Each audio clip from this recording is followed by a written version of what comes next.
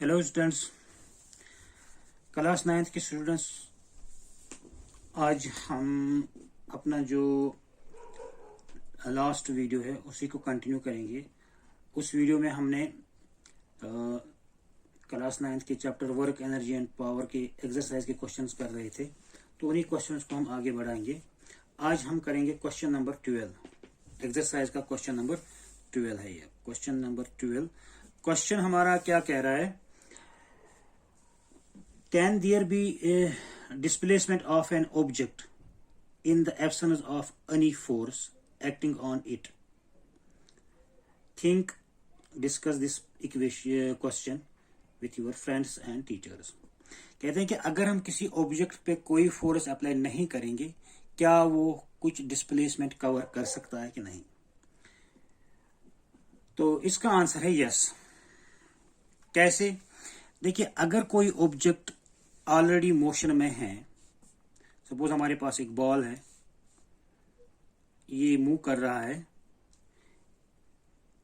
और हम इस पे कोई फोर्स अप्लाई नहीं करेंगे। जब तक इस पे हम कोई फोर्स अप्लाई नहीं करेंगे तब तक ये इसी वेलोसिटी से, कांस्टेंट वेलोसिटी से मूव करता रहेगा, क्योंकि मतलब ये अपना डिस्प्लेसमेंट कवर करता रहेगा अगर हम इस पे फोर्स अप्लाई नहीं करेंगे।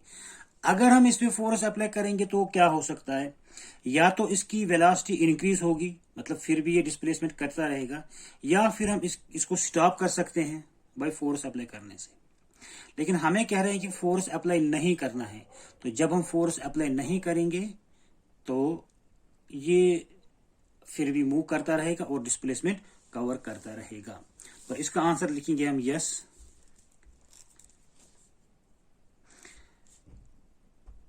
There can be displacement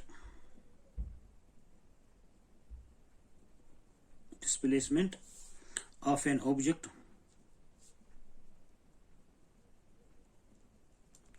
if no force is applied on it. इसका हम जो एग्जाम्पल देंगे यही कहेंगे कि when a body is moving with a constant velocity, so no force is required it to maintain its velocity. हाँ, अगर इस पे कोई फोर्स अप्लाई करेंगे तो उससे इसकी वेलोसिटी डिक्रीज या इंक्रीज होगी। लेकिन अगर फोर्स नहीं, if there is no force, its velocity will remain constant and it can move and can undergo through a displacement. हमारा क्वेश्चन नंबर 13 है, a person holds a bundle of hay over his head for 30 minutes and gets tired. He has done some work or not? Has he done some work or not?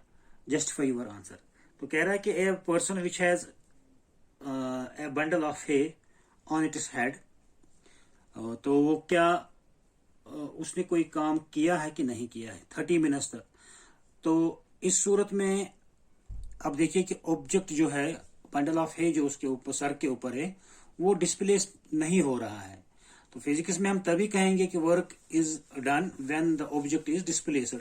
यहाँ पर वो जो bundle उसके sir पे है वो उधर ही है, सर पर ही रुका हुआ है, तो कोई डिस्प्लेसमेंट नहीं हो रहा। Even the force is applied on it, gravitation force उस पर अप्लाई हो रहा है नीचे की तरफ, लेकिन वो डिस्प्लेस नहीं हो रहा है। तो इस सूरत में there is no work is done. So हम लिखेंगे इस पर, इसका आंसर लिखेंगे क्वेश्चन नंबर 13 का answer.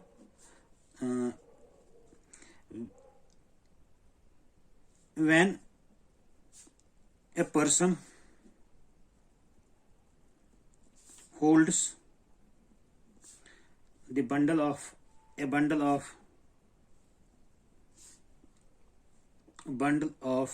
hay on his head, no work is done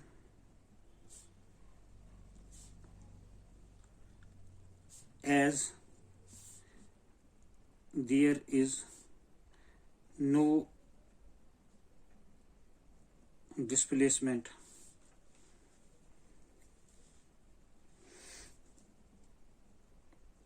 covered by the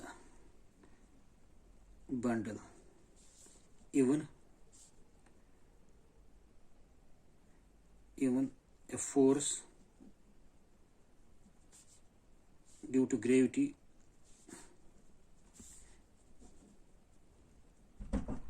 is applied on it. तो इसमें कोई डिस्प्लेसमेंट नहीं है तो वर्क भी नहीं होगा। अगला क्वेश्चन है क्वेश्चन नंबर 14।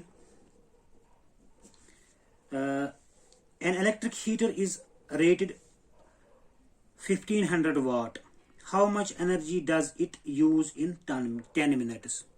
आपके पास एक हीटर है, इलेक्ट्रिक हीटर, उस पे लिखा हुआ है, उस पे रेट दिया हुआ है कि 1500 वाट्स, 1500 वाट उस पे लिखा हुआ है। तो आपको ये बताना है कि 10 मिनट तक, 10 घंटे तक ये कितना वर्क डन, ये एनर्जी कंज्यूम करेगा। तो ये वाट जो है ये पावर का यूनिट दिया हुआ है, तो power is equal to 1500 watts, और इस पे जो टाइम दिया है, time is equal to it is 10 minutes,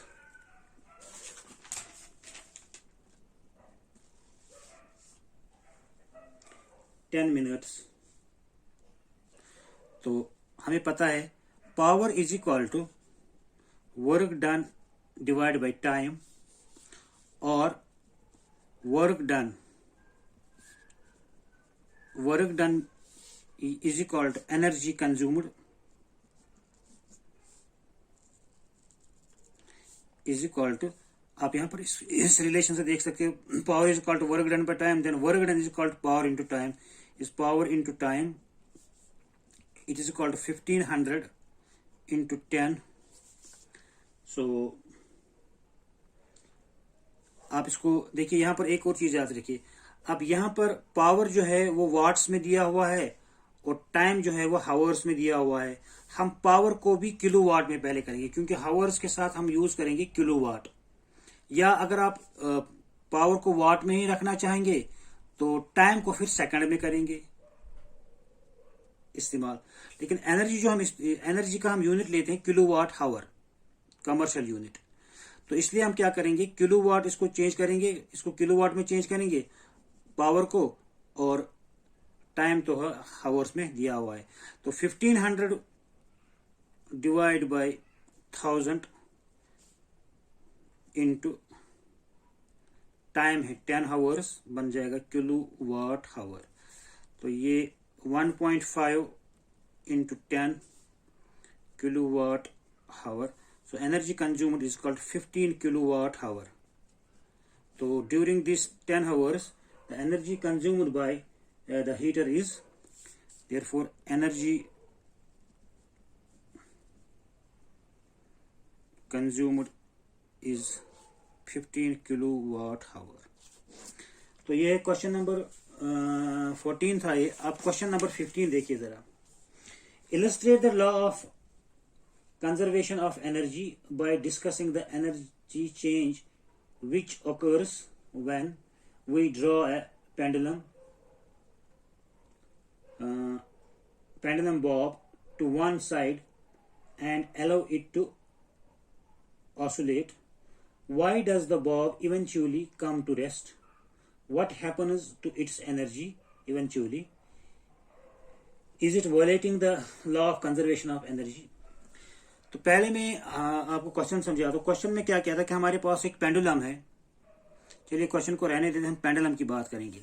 ये देखिए, आपके पास एक स्ट्रिंग, पतला सा धागा या रस्सी, पतली सी धागा मान लीजिए, उसके साथ एक मास, सर्कुलर मास बंधा हुआ है। एक इसको हम बॉब कहेंगे, इसको बॉब कहते हैं बी। और इस जो रस्सी से ये बंधा हुआ है, स्ट्रिंग इसको कहते हैं, रस्सी नहीं बल्कि पतला सा धागा कहेंगे। और ये बन गया हमारा पेंडुलम। इसको हमने यहाँ पर किसी चीज के साथ लटका दिया, टांग दिया यहाँ पर एक दीवार के साथ या ऊपर छत के साथ, रूफ के साथ। अब इस पेंडुलम को यहाँ पर ये रेस्ट में बैठा हुआ है, बिल्कुल इस पोजीशन को, इसको कहेंगे हम इसकी मीन पोजीशन, मीन पोजीशन। तो ये एक सिचुएशन है, हमने इसको टांग दिया और इसको छोड़ दिया ऐसे ही, कोई फोर्स अप्लाई नहीं किया, तो ये अपनी मीन पोजीशन पे ही रहेगा। अब हम इस पे फोर्स अप्लाई कर दें और इसको यहां तक ले आते हैं इधर, तो ये बॉब यहां पहुंच गया, पेंडुलम यहां पर पहुंच गया। अब देखिए जब हमने इसको अपनी मीन पोजीशन से हटा लिया और कुछ हाइट पे ले आए, तो इसमें एनर्जी आ गई, पोटेंशियल एनर्जी, mgh वाली एनर्जी। तो यहां पर पहुंचने पर इसकी एनर्जी जो है वो सारी की सारी पोटेंशियल एनर्जी है, काइनेटिक एनर्जी 0 है। अब यहां से हम इसको छोड़ देंगे, एनर्जी यहां से इसको छोड़ देंगे, तो ये बॉब यहां वापस आ जाएगा मेन पोजीशन पर, फिर यहां से होके चला जाएगा इधर इस वाली पोजीशन पर। तो फिर यहां से यहां तक मूव करता रहेगा। यहां पर मान लीजिए पोजीशन ओ मेन पोजीशन, ये ए और ये बी। ए और बी जो है इसकी एक्सट्रीम पोजीशन कहती है। तो ये अब ये बॉब जो है ये पोजीशन ए पर पहुंच के वापस आ जाएगा ओ पर, फिर यहां से होके जाएगा इधर बी पर। तो इस तरह से ऐसे ऐसे मूव करता रहेगा, इसको कहेंगे ऑसिलेट करना। तो ये पेंडुलम जो है ये ऑसिलेट करता है बिटवीन ए एंड बी। अगर इस पे हम अब कोई फोर्स अप्लाई नहीं करेंगे, इस पे अब कोई फोर्स अप्लाई नहीं हो रहा, ये हमेशा इस ए और बी के दरमियान ऑसिलेट करता रहेगा। अब देखिए इसकी जो ये एनर्जी यहां पर पोटेंशियल एनर्जी है, इस पॉइंट ए पर सारी एनर्जी पोटेंशियल एनर्जी है, काइनेटिक एनर्जी इसकी 0 है। लेकिन जो ही हम इसको छोड़ते हैं ये मोशन में आता है, ये अपनी इस एक्सट्रीम पोजीशन से पॉइंट ए से वापस होके आता है, इधर पहुंच जाता है। तो यहां पर इसकी हाइट कम हो गई, तो पोटेंशियल एनर्जी कम हो गई, लेकिन यहां पहुंचने पर इसमें कुछ मोशन आ रही है, तो वो पोटेंशियल एनर्जी चेंज हो जाती है, उसका वो पोर्शन चेंज हो जाता है काइनेटिक एनर्जी में। फिर यहां पर पहुंचते पहुंचते ये फिर मेन पोजीशन पे आ जाता है। यहां पर आप एक चीज ध्यान से सुनिए, जब ये इस पॉइंट ए पर था ये रेस्ट में था, फिर जब ये वापस आ रहा है इसकी वेलोसिटी बढ़ती जा रही है, बढ़ती जा रही है, बढ़ती जा रही है, बढ़ती जा रही है, बढ़ती जा रही है, और जब ये इस पोजीशन ओ पे वापस पहुंच जाता है तो यहां पर इसकी वेलोसिटी मैक्सिमम हो जाती है। तो अब ये हाइट इसकी 0 हो गई, यहां से यहां तक अभी वापस आ गया अपनी पोजीशन पर। हाइट 0 होने की वजह से इसमें जो पोटेंशियल एनर्जी है वो 0 हो गई, लेकिन वेलोसिटी मैक्सिमम हो गई, तो वो सारी की सारी एनर्जी काइनेटिक एनर्जी में चेंज हो गई। तो यहां पहुंचने पर इसकी सारी एनर्जी काइनेटिक एनर्जी है। अब यहां से ये दूसरी तरफ जा रहा है, अब ये हाइट कवर कर रहा है, थोड़ा ऊपर ऊपर ऊपर जा रहा है। तो अब ऊपर जाते जाते इसकी वेलोसिटी कम होती जाएगी, बी पॉइंट की तरफ जाते जाते, और वेलोसिटी कम होती जाएगी तो काइनेटिक एनर्जी कम होती जाएगी। लेकिन उसके साथ साथ चूंकि इसकी हाइट बढ़ती जा रही है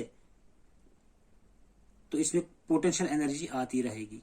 तो यहां पर काइनेटिक एनर्जी सबसे ज्यादा, फिर काइनेटिक एनर्जी कम, लेकिन कुछ पोटेंशियल एनर्जी आ गई, वो काइनेटिक एनर्जी चेंज हो गई पोटेंशियल एनर्जी में। यहां पर फिर काइनेटिक एनर्जी कम हो गई, लेकिन हाइट बढ़ने की वजह से वो एनर्जी पोटेंशियल एनर्जी में चेंज हो गई। तो फिर ये वापस पोटेंशियल एनर्जी में चेंज यहां पर पहुंच जाएगा, यहां पर वेलोसिटी इसकी 0 हो जाएगी। तो वेलोसिटी जब 0 हो जाएगी इस पॉइंट बी पर फिर से, तो वो काइनेटिक एनर्जी 0 हो जाएगी, लेकिन यहां पर मैक्सिमम हाइट आ गई, तो वही एनर्जी सारी energy kinetic energy potential energy में चेंज हो गई। तो इसी तरह से वापस यहां पर आ जाएगा, फिर यहां पर इसकी वेलोसिटी मैक्सिमम हो जाएगी और सारी पोटेंशियल एनर्जी कन्वर्ट हो जाएगी काइनेटिक एनर्जी में। इसी तरह से यहां पर ये मूव करता जाएगा, काइनेटिक एनर्जी और पोटेंशियल एनर्जी कन्वर्ट होती जाएगी, लेकिन टोटल एनर्जी सेम रहेगी। तो इसके ऑसिलेशन में जब तक ये ऑसिलेट करता रहेगा, ये इसकी एनर्जी जो है वो हमेशा सेम रहेगी, वो टोटल एनर्जी हमेशा सेम ही रहेगी। लेकिन हमारे पास एक प्रॉब्लम है। जब हम एक पेंडुलम को इस तरह से ऑसिलेट करवाते हैं तो कुछ टाइम के बाद वो पेंडुलम रुक जाता है, वो कंटिन्यूअसली ऑसिलेट नहीं कर रहा है। ये इसके बारे में आप अगले क्लास में पढ़ेंगे। तो ये ऑसिलेट यहाँ पर जब वापस आ जाएगा कुछ ऑसिलेशन करने के बाद, तो ये रुक जाएगा, स्टॉप हो जाएगा अपनी मेन पोजीशन पर वापस। तो क्वेश्चन में आपको ये बताया गया है कि आप बताइए कि इसकी ये एनर्जी जो इसमें काइनेटिक एनर्जी थी ऑसिलेशन की वजह से, या यहाँ पर पहुंचाने पर हमने जो इसमें पोटेंशियल एनर्जी दे दी, वो कहाँ गई। तो ये रुक क्यों गया पेंडुलम, अगर हम इस पे कोई फोर्स अप्लाई नहीं कर रहे हैं तो ये रुक क्यों गया। तो इसका आंसर ये है कि ये सबसे पहले इसमें कोई वायलेशन ऑफ एनर्जी नहीं हो रही है, पोटेंशियल एनर्जी चेंज हो रही है काइनेटिक एनर्जी में। अब ये रुका क्यों, रुका ये इसलिए क्योंकि इसको फेस करनी पड़ती है, इसके सराउंडिंग्स में जो एयर है उस एयर रेजिस्टेंस को फेस करना पड़ता है इसको, जिसकी वजह से इसकी वो काइनेटिक एनर्जी या पोटेंशियल एनर्जी कन्वर्ट होती है, ओवरकम होती है टू रेजिस्ट द एयर की जो रेजिस्टेंस है, उस to overcome the air resistance. तो ये एनर्जी इसमें जो energy goes into the surroundings to overcome the resistance of air.